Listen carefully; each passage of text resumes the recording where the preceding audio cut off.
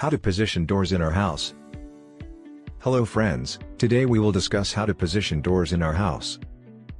Aesthetics view.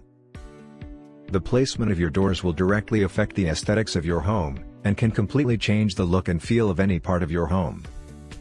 It's important to note that positioning not only includes where along the wall the door is hung but also handing and swing direction, as both of these factors will change the way space can be used in the room when the door is open. The position of your front door will define the entire look of the facade of your home, just as the positioning and size of your home's rear doors will affect the way they open onto your backyard. Positioning and security. Good design will place the hinges of your front door on the inside of your home, protecting them from being tampered with from the outside.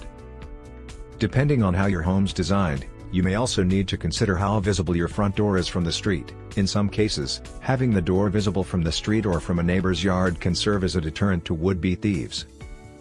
Clearance and space.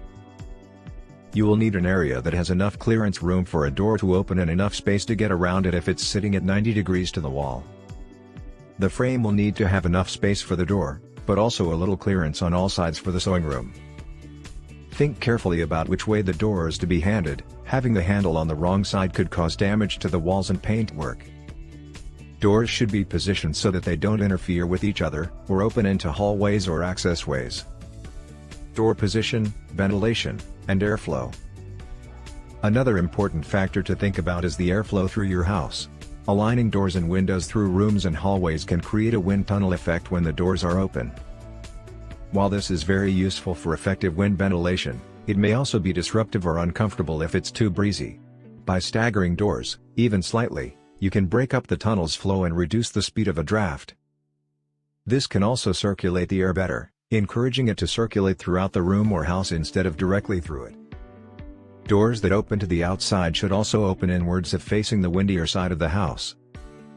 A door opening outwards in a strong gale can put great strain on the hinges, and may even loosen the door from the frame.